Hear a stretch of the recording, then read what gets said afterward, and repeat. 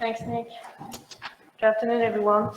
So this afternoon we will present the results we have in a collaboration with Daniel on within Gentor on some experiment we performed in France and that we analyzed, both of us, with two different approaches. The aim is to determine the first overview of the link between efficiency and resilience on beef cattle. So first, in case you haven't read it at the entrance or during the nice little video we had at the beginning, Gentor means genomic management tools to optimize resilience and efficiency. So both resilience and efficiency are key components of this project. Here we will define efficiency as the relationship between productive output, which could be milk, meat, eggs, and the input, which is usually feed intake. And the resilience is the capacity of an animal to deal with environmental perturbations. You can have seen an increasing number of papers speaking about these two concepts in the past years, but usually they are studied separately. Here the point is that we will try to study them together. So how can we study the link between efficiency and resilience, and what is the interplay between those two? So as I said before, we had one experimental design with two different approaches. The experimental design is a Charolais herd with efficiency measurement when the animals were heifers and a feed challenge to measure resilience when the animals were lactating cows. And we will present you a comparison of the zootechnical performances during the challenge based on the heifer efficiency evaluation, and a modeling of the dynamic interplay between the life functions. So first, I will describe the design. So the first step is the measure of feed efficiency on the heifers. We have two farms and measure between 2014 and 2017, where the animal had a 4-week adaptation and 12 weeks of real measures. We had a total of 569 heifers, with an average age of 22 months, and the animals were fed hay or grass silage depending on the farm, and we had daily intake and regular weights. From this measure, we calculated a residual feed intake, which was the residual of this equation, where dry matter intake was explained by a contemporary group effect, which was farm year pen effect, an effect of the downs age, the metabolic weight, and the average daily gain that was nested within the farm. Then part of these animals became cows. So out of the 569 heifers, 340 calved at least one time. And so 10 days after their calving that occurred between December and February, they were randomly assigned to one of the two winter diets. The high diet group was fed 2 forage units above its needs, which was considered as ad libitum, while the low group was fed 3 forage units below its needs, which correspond to a reduction of about 30% compared to the expected needs. Then in April, the animals were turned out on grass and conducted together and, for all the spring until the mid of July, which was the end of the challenge. In one of the farms, the animal performed only the first lactation, but on the second farm, when reproduction was working fine, the animals were kept for up to 3 lactations. So we had a total of 592 lactations. On every lactation, we had weight and body condition score measurement for the cow at each start or end of period, plus every 2 weeks. And same for weighting the calf. We had during the challenge 3 different measures of milk production for the cow, one midwinter, one end of winter, and one mid-spring. As we are on Charolais, which is suckling cows, we have milk production by weighting the calf before and after every suckling during 24 hours, which is quite intense.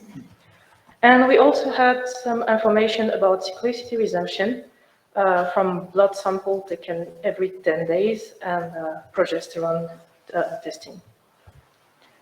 I will not today present the results of the fit challenge per se and the effect of the two diet groups, but you can see these results in a poster session that is presenting tomorrow. So coming now to the interplay between the two different time, so the heifer efficiency and the cow resilience. To do that, the first approach was a comparison of the zootechnical performances. So we defined two RFI classes. The efficient animal were those with RFI below minus 0.4, and the non-efficient animals were those with RFI above 0.4. Then we applied on every trait of the challenge the same linear model, where the trait was explained by a contemporary group effect, which was here farm year, an effect of the lactation rank, an effect of the period length, calf fixed effect when it was traits regarding the calf, and also an effect of the diet, the RFI class, and the interaction between those two. In terms of results, the first thing are general results. We had no difference between RFI classes in chance of reaching the cow stage. And we had also no difference between RFI classes in chance of performing the tree lactation in the farm where it was available. And also, because only a subset of the heifer reached the cow stage, and that the RFI classes were defined on the RFI that was calculated on all heifers, I would like to make sure with you that there was no difference of weight among the subset of heifers becoming cow. If I say that, this is because when starting the fit challenge at adult age, we had a difference of weight, with efficient animal being slightly heavier at the beginning of the challenge, with a difference of 18 kilograms. And this difference remained steady during the entire fit challenge for the non-restricted group, while it disappeared during the restriction for the low group animals. At any time of the challenge, there was absolutely no impact of the RFI classes on the body condition score, regardless of the diet group. Now switching to milk production, there was an effect of the RFI classes on the milk production, whatever the diet group, with efficient cows producing less milk than the non-efficient one. And the difference was the same in the two diet groups. It was 0.7 liter. And as restricted animals produce less milk than the ad libitum one, the difference is more intense for restricted animals than for ad libitum ones, which was visible on the calf weight. So we had a slight effect on the calf weight at a given age. For example, the difference was 7 kilograms at 150 days.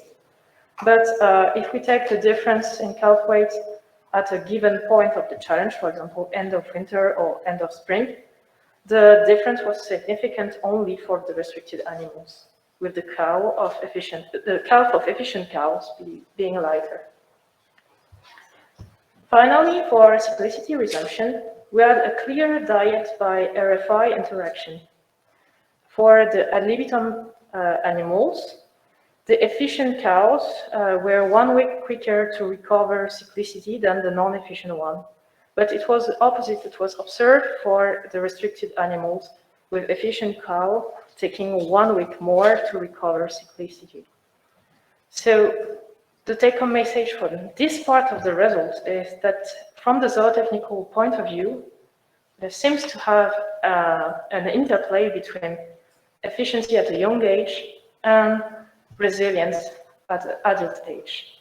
And now I will give the floor to Daniel for the second part of the results. Thank you, Pauline. So I will present the modeling approach, and I want to think that the modeling is a way to summarize the information and Gintor has a lot of package with a lot of information, a lot of information produced. And we think that the models are a tool to summarize this information. I will present you summarization of the use of models produced in Work Package 6, exploring this relationship between efficiency at young ages and the resilience or efficiency as cows, using the information, the data from the Work Package 2, the one that has presented Pauline, in a scenario of perturbations produced or by the Work Package 1. This will be the presentation, but we want to expand this with different strategies of selection in the future, and this is part of the Work Package 5. So what we will try is to use the information and put it in a model and then try to understand what's happening or what's happening. So the outline of what we did is to use a model developed within Gintor, a model that was based on a previous model called Madrid and is developed in Spain with a collaboration of the Theta Aragon, and that we expanded with the Cal model of the INRAE.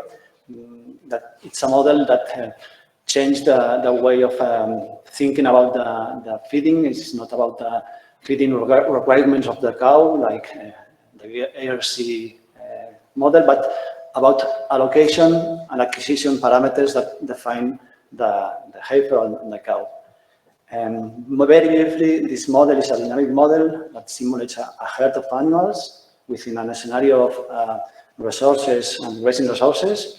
It's based on energy, and it's a stochastic model, so it simulates individual animals, and then conglomerating these animals simulates the result of the herd. This stage, the model has 6 stochastic or variable parameters within animals, 2 of acquisition, and 3 of allocation, and then 1 of digestibility. So using this model, we have used the data from the experiment in RAE. We have calibrated the mean model for the Charolais beef. And then, as you will see, we have also calibrated different types of heifers to see how they behave when they are simulated as cows. And this simulation as cows is the simulation scenario. It's a long-term productivity scenario where we will check the ability of the cow to recover and this is a spoiler, 2 types of cows. Under different scenarios of climate change and that will be related with the summer pastures quality of that will use the animals. So very briefly about the calibration, because it's not a calibration, numerical calibration. It's very difficult to get the actual data from a model. I think that if one model is able to predict very perfectly an experiment like the one of Pauline is not true. Nevertheless, we use different batches of parameters. In this case, at the left, you can see the I don't know if this work. No. The calibration for basal acquisition, so a parameter that defines the basal acquisition of the cow and then the adult weight, and also a parameter of allocation row to survival rate. And you can see in the the weight, in the points are the actual values obtained from the experimental farms of INRAE, and the lines are the simulated weights. And in down the body condition score. As you can see, we don't get a perfect calibration, but I think that the pattern of row and body condition mobilization and acquisition is well simulated. At the right, you can see another curves of the combination of 2 other parameters of the model, the acquisition to lactation acquisition and milk to survival rate parameters. And here, the points are the actual data, and the lines are the simulated data. Nevertheless, the calibration is not so important, but we calibrated the mean Charolais cow, and then we focus on the experiment of the heifers efficiency. And this is a different approach from the ones that takes Pauline. We don't check for the extremes, but we check for the different types of animals. In this case, we make a clustering data of, using the information from the actual data of the experiment of efficiency.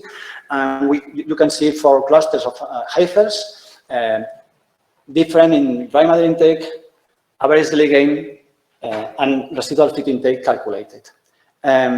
For the purposes, and you can see here that the actual growth course and body condition evolution of these 4 clusters. So they are different in growth and different in body condition mobilization and use. For the purposes of this presentation, I will focus only on cluster 1 in blue and cluster 3 in green.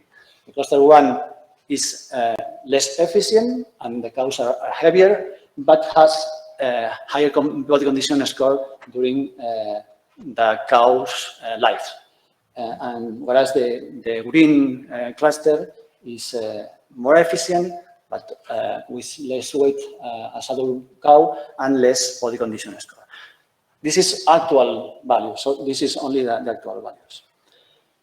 So our hypothesis is that we can parameterize the model to simulate these 2 types of cows, modifying the parameters of acquisition and allocation. In this case, the basal acquisition was clear that was different between the 2 clusters because the information of the actual data was different, but we have to calibrate the other 2 parameters, the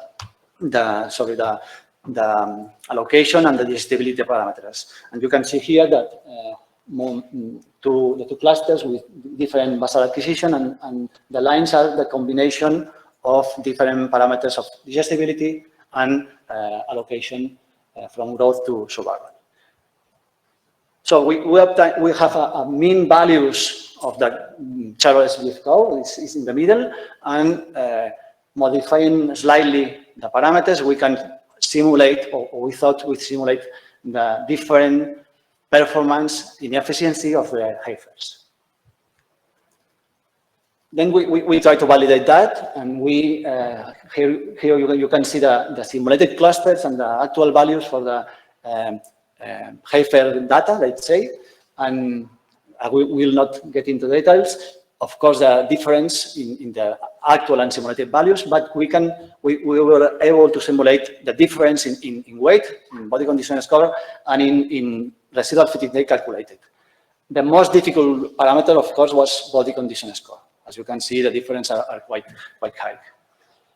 This is for the heifer data, the actual and simulated. But what about the simulated data of these 2 clusters when we simulated these animals as cows?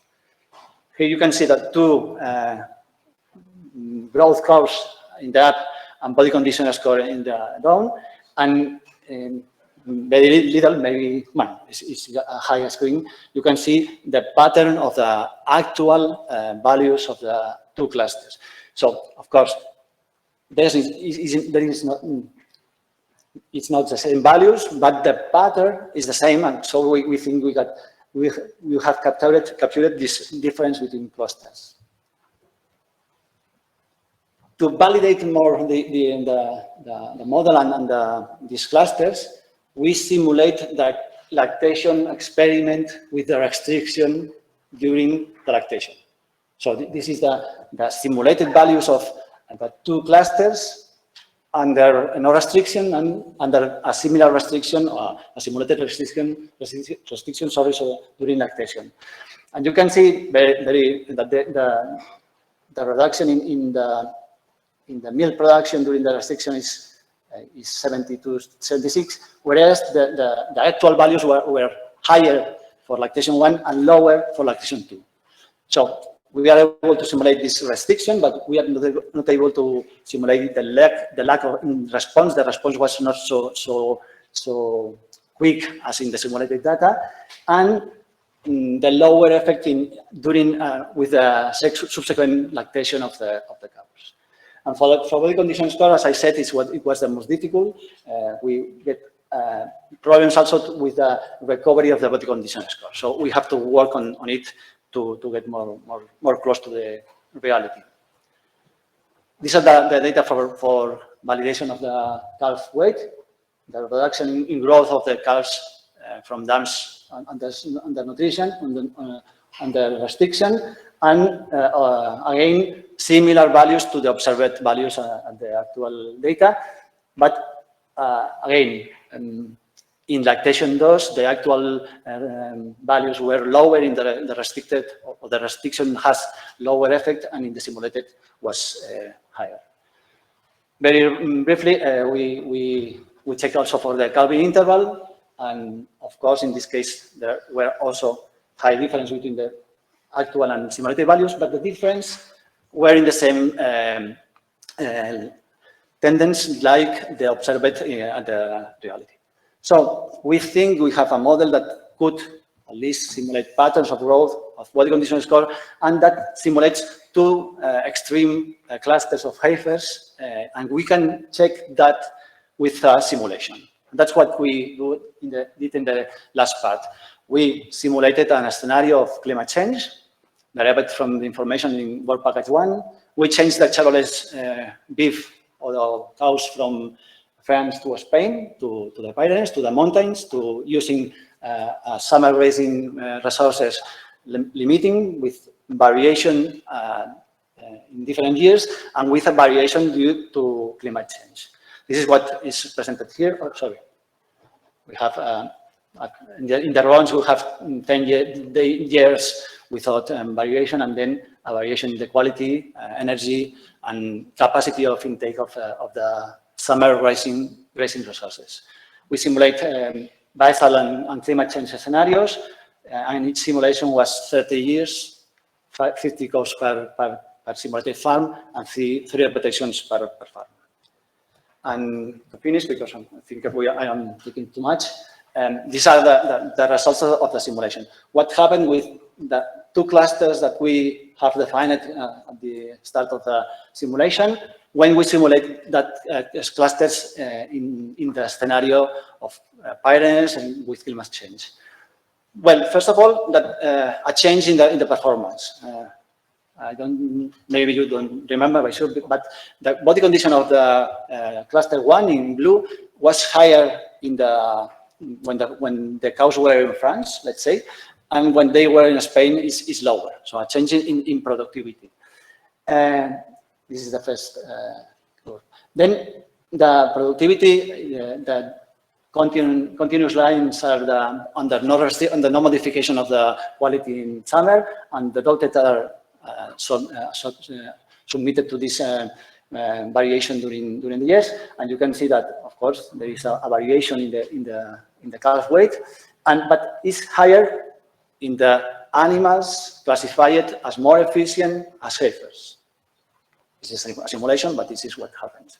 And the reduction in calving rate that is appearing in both clusters when we have a modification, a variable summer grazing resources, we have a reduction in calving rate, but it's also more variable in the efficient cows that in the efficient heifers that in the non-efficient heifers. So the most efficient heifers have more variability in production, are less resilient, let's say, under variability scenario. But the model is able also to produce the economic output of the model, so taking the intake during the herd stabulation and the use of grazing resources. And in this case, the most efficient heifers has less variability, so are economically more resilient. So, as always happens with the models, they don't give answers, but more questions to check how we can deal with this simulation. Those 2 minutes. I finish in 1 slide. So, as the modelers always say, we are still working on it. We never finish the model. And we are thinking on refining the calibration because we know that the cows have different response to the subnutrition. This is our data from the Spanish partners, from the CITA, and 3 cows with the same restriction and this milk production, and a cow with a huge reduction of milk, 1 cow with a medium, and 1 cow with the he doesn't modify also the production. So we have to check how to capture this variation. And as I said, including the genetic transmission of the parameters of a cow to check what will happen if we select an animal for one trait, an actual trait, with the parameters of a cow. So, thank you. And we are ready. I suppose we are open to questions.